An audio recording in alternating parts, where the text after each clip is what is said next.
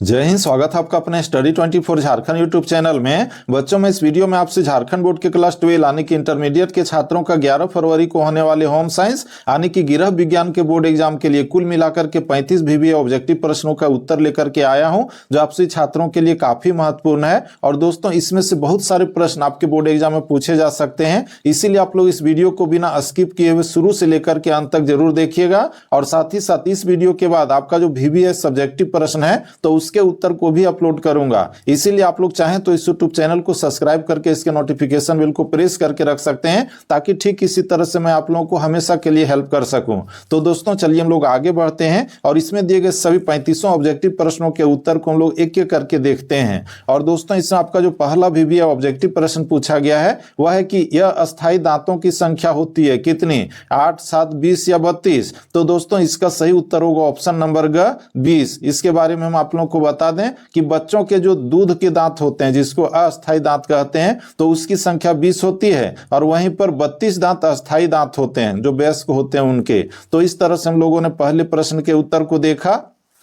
इसका दोस्तों आपका दूसरा प्रश्न है कि वृद्धि का अर्थ है क्या, चलना, बढ़ना, पढ़ना या लड़ना। तो दोस्तों, इसका सही उत्तर होगा आपका ऑप्शन नंबर ख, बढ़ना। इसका बाद आपका तीसरा प्रश्न है कि डिप्थीरिया व कुकर खांसी से बचने के लिए कौन सा टीका लगाया जाता है। तो दोस्तों, इसका सही उत्तर होगा आपका ऑप्शन नंबर ख, DPT। यहाँ जो DPT है ये आपका ऑप्शन नंबर ख में है, यही इसका सही जवाब है। इसका दोस्तों आपका अगला प्रश्न है कि ORS का घोल रोगी को कब पिलाया जाता है। तो ये पिलाया जाता है जब निर्जलीकरण होता है उस समय। तो इस तरह से हम लोग देखें तो इसका सही उत्तर होगा ऑप्शन नंबर ग, निर्जलीकरण। दोस्तों, ORS शरीर में पानी और लवण की कमी को पूरा करता है। इसका दोस्तों आपका पांचवा प्रश्न है कि निम्न में से कौन विशिष्ट बालकों का प्रकार नहीं है। तो दोस्तों, यहाँ जो ऑप्शन दिया गया क में, यही आपका सही उत्तर होगा, आर्थिक अक्षमता। इसके बारे में हम आप लोगों को बता दें कि शारीरिक, मानसिक और सामाजिक अक्षमता विशिष्ट बालकों की श्रेणी में आते हैं, जबकि आर्थिक स्थिति नहीं।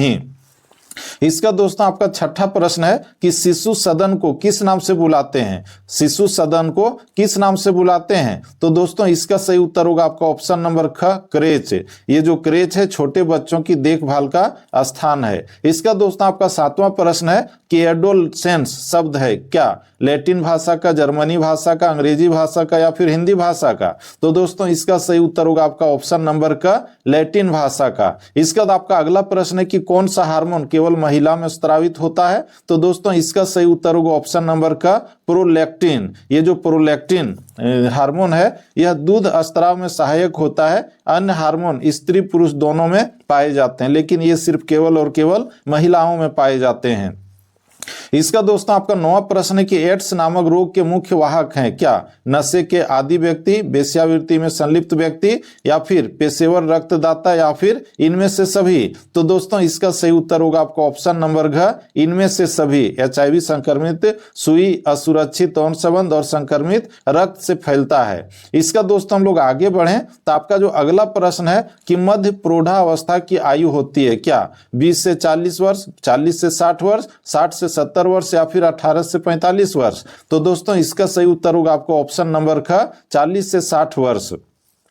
इसका आपका 11वां प्रश्न है कि एरिक एरिक्सन ने वृद्धावस्था को कौन सी अवस्था कहा है। एरिक एरिक्सन ने वृद्धावस्था को की कौन सी अवस्था कहा है। तो दोस्तों, इसका सही उत्तर होगा आपका ऑप्शन नंबर क, यानी कि संपूर्णता बनाम निराशा। इसका दोस्तों आपका अगला प्रश्न है कि गर्भावस्था में रक्त में किस तत्व की कमी हो जाती है। तो ये होगा आपका ऑप्शन नंबर ख, लौह तत्व की कमी हो जाती है। इसका आपका जो अगला प्रश्न है कि कीटनाशक दवाइयों का कुप्रभाव दूर करने के लिए सामग्री को अच्छी तरह से चाहिए, क्या करना चाहिए। तो धोना चाहिए, यानी कि ऑप्शन नंबर क सही है। यानी कि कोई भी जो हम लोग देखते हैं फल है या सब्जी है तो उसमें कीटनाशक छिड़के होते हैं, तो उसको अच्छे तरह से धोना चाहिए, ताकि उसमें जो भी कीटनाशक दवाइयां हैं वो धुल जाए और उसका कुप्रभाव हमारे शरीर में नहीं पड़े।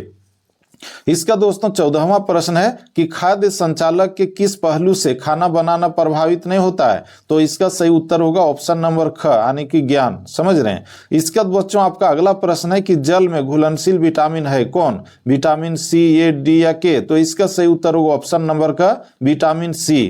इसका दोस्तों आपका जो अगला प्रश्न है, साथ ही साथ जो विटामिन B होता है वो भी घुलनशील होता है, लेकिन यहाँ पर सिर्फ C दिया गया था, तो इसका ऑप्शन सिर्फ क होगा। इसका दोस्तों आपका अगला प्रश्न है कि शरीर के ऊतकों का मूल आधार क्या है? तो इसका सही उत्तर क्या होगा? सोडियम, वसा, जल या विटामिन? तो इसका सही उत्तर होगा ऑप्शन नंबर ग, जल। हमारे शरीर में लगभग 60 से 70% भाग जल है। इसका 17वां प्रश्न है कि हल्दी पाउडर में क्या मिलाया जाता है? पीली मिट्टी, लोहे का चूर्ण, कंकड़ या इनमें से कोई नहीं? तो इसका सही उत्तर होगा ऑप्शन नंबर का, पीली मिट्टी। हल्दी पाउडर में क्या मिलाया जाता है? पीली मिट्टी। इसका आपका 18वां प्रश्न है कि खेसारी दाल मिलाई जाती है किसमें? तो ये मिलाई जाती है चावल में नहीं, नमक में नहीं, अरहर दाल के साथ में उसको जो है मिला करके दाल बनाया जाता है और खाया जाता है, यानी कि ऑप्शन नंबर ग सही है। इसका हम लोग आगे बढ़े तो आपका 19वां प्रश्न पूछा गया कि एक रोगी को कितनी कैलोरी मिलनी चाहिए? तो दोस्तों इसका जो सही उत्तर होगा आपका ऑप्शन नंबर घ होगा, यानी कि 3000 से 4000 के बीच। दोस्तों रोगी की स्थिति के अनुसार अधिक ऊर्जा की आवश्यकता हो सकती है, विशेष करके कमजोरी या रिकवरी की अवस्था में, इसीलिए उसको जो है 3000 से लेकर के 4000 कैलोरी के आसपास ऊर्जा चाहिए। इसका दोस्तों हम लोग आगे बढ़े तो आपका अगला प्रश्न है कि रोगी को प्रतिदिन कितना प्रोटीन आवश्यक होता है? रोगी को प्रतिदिन कितना प्रोटीन होना चाहिए, खाना चाहिए? तो वो जो है 80 से लेकर के 100 ग्राम तक। इसका दोस्तों आपका अगला प्रश्न है कि एथेरोस्क्लेरोसिस रोग में आहार दिया जाता है, कौन सा आहार? तो वो होता है वसा रहित, यानी कि जिसमें वसा नहीं हो, समझ रहे हैं, इसीलिए कम वसा वाला आहार उसको दिया जाता है ताकि धमनियों में वसा जमा ना हो। ठीक है। इसका दोस्तों आपका अगला प्रश्न है कि शरीर का कितने डिग्री फ़ारेनहाइट तापक्रम बढ़ने पर आधारीय चयापचय की दर 7% बढ़ जाती है? तो दोस्तों इसका सही उत्तर होगा आपका ऑप्शन नंबर ख, 1 डिग्री फ़ारेनहाइट। इसके बाद आपका अगला प्रश्न है कि अतिसार कितने प्रकार का होता है? तो ये 2 प्रकार का होता है। कौन कौन होता है? तो एक होता है तीव्र और एक होता है जीर्ण, 2 प्रकार का। इसका दोस्तों 24वां प्रश्न है कि अब प्रत्यक्ष वास्तविक आय का उदाहरण है क्या? तो इसका सही उत्तर होगा ऑप्शन नंबर का, यानी कि परिवार के सदस्यों का कौशल। ठीक है। इसके बाद आपका 25वां प्रश्न है कि धन एक साधन है, कैसा? तो सामुदायिक साधन है, ऑप्शन नंबर ख सही होगा। इसके बाद आपका 26वां प्रश्न है कि निम्न में से किस खाते में ब्याज नहीं मिलता? तो चालू खाता में ब्याज नहीं मिलता है। इसके बाद आपका अगला प्रश्न है कि विनियोग का साधन है क्या? तो इसका सही उत्तर होगा ऑप्शन नंबर का, बैंक। बैंक जो है वह जो है धन के निवेश का प्रमुख साधन है, विनियोग का साधन है।